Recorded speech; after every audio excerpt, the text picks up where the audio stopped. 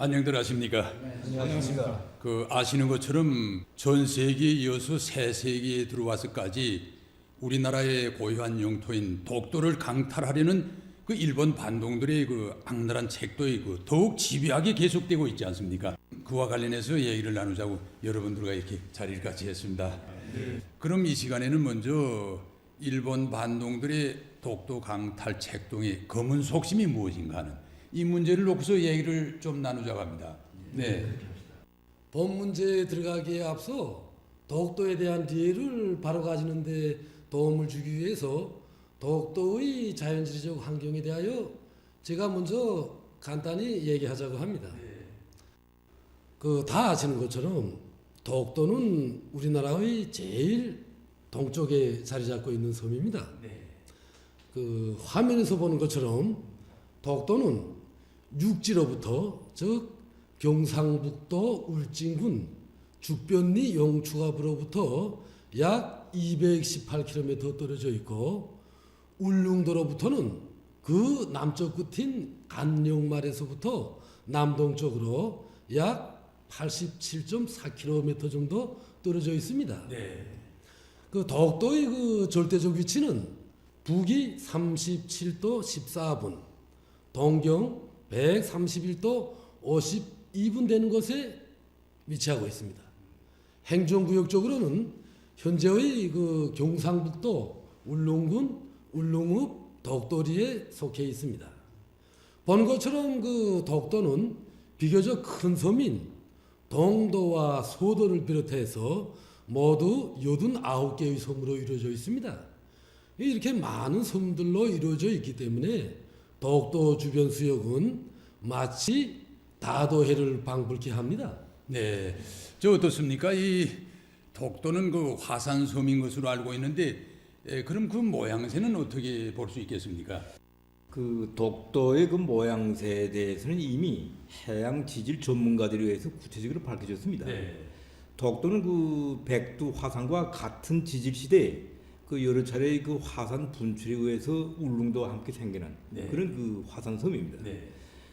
지금 화면에서 그 본 것처럼 이 독도는 물 밑 바닥으로부터 계산해서 2,000m 그 높이로 이제 솟아 있는 독도 해산의 그 꼭대기 부분으로 이렇게 되고 있습니다.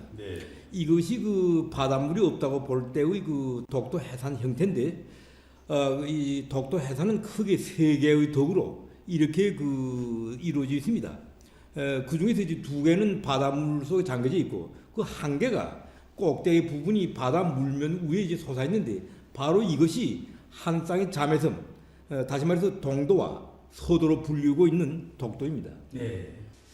여기서 그 독도의 위치를 놓고 지리학적으로 특별히 강조해야 할 문제가 있습니다.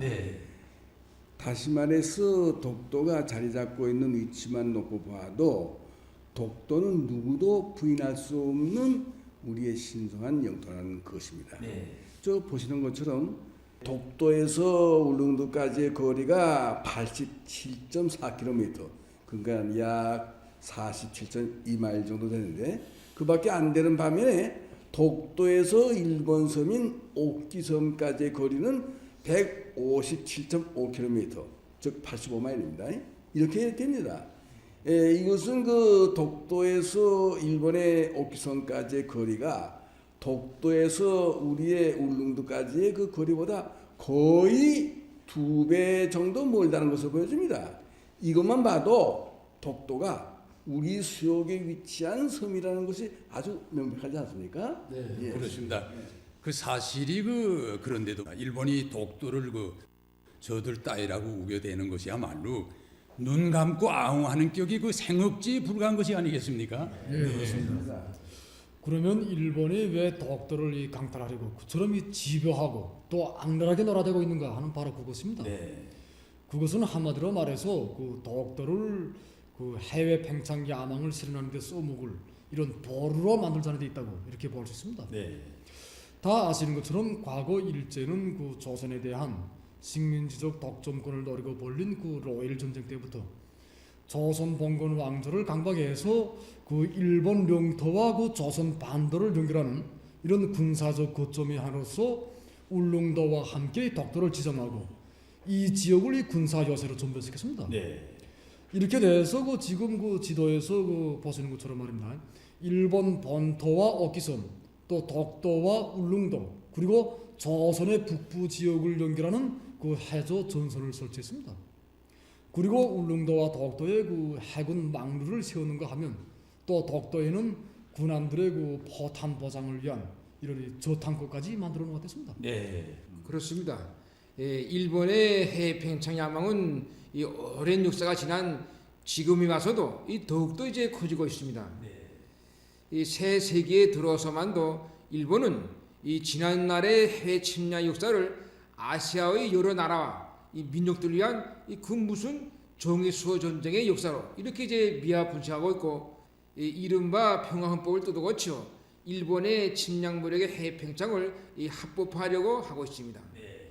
이 오늘까지도 조선과 대륙에 대한 이 침략 야망을 이 속 깊이 이제 품고 있는 일본이고 보면 이 지난 시기와 마찬가지로 이 독도를 이제 또 다시 차지하고 이 그곳을 군사 전략적 거점으로 이제 전면시키는 이 속타산이 그 어느 때보다도 이 부풀었다고 이렇게 이제 볼 수 있습니다.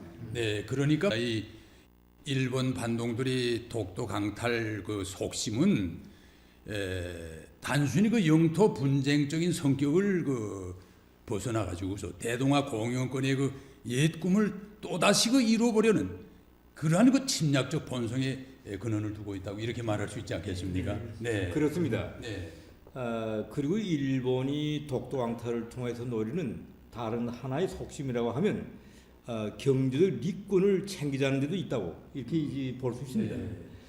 말하자면 그 독도와 그 주변 수역이 그 풍부하게 분포되어 있는 그런 그 광물 자원과 동식물 자원을 차지하자는 것입니다. 네.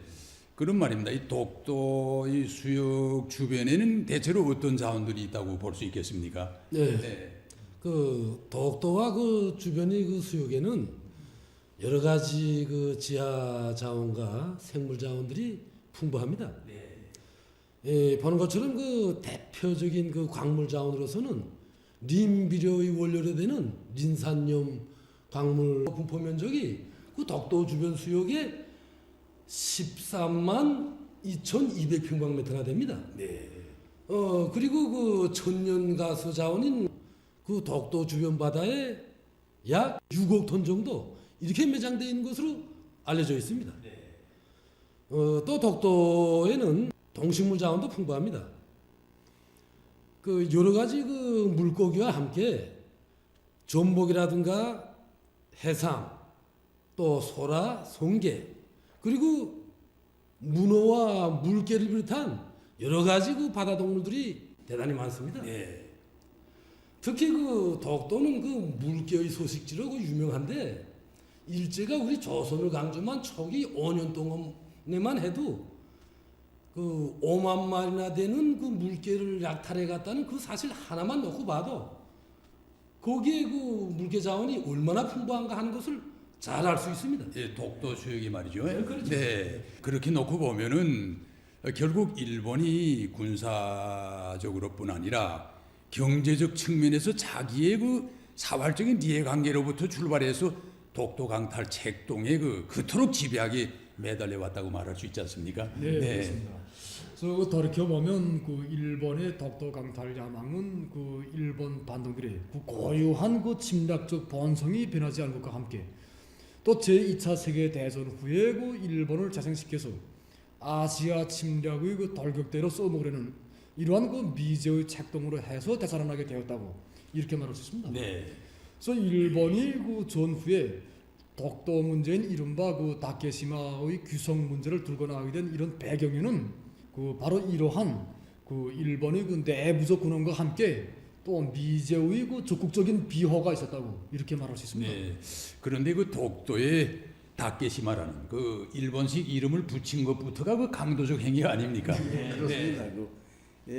독도에 대한 언어학적인 해명은 다음 시간에 이제 기회가 있을 때 말하겠지만 일본은 1905년에 우리나라의 고유한 섬인 독도에 다케시마라는 이름을 제멋대로 붙이고 이 섬을 일본의 시마네현에 편입시키는 그런 강도적인 행위를 했습니다. 그러니까 이른바 다케시마 귀속 문제란 독도가 본래부터 일본의 섬이었다. 그렇기 때문에 이 섬을 다시 일본에 돌려주어야 한다.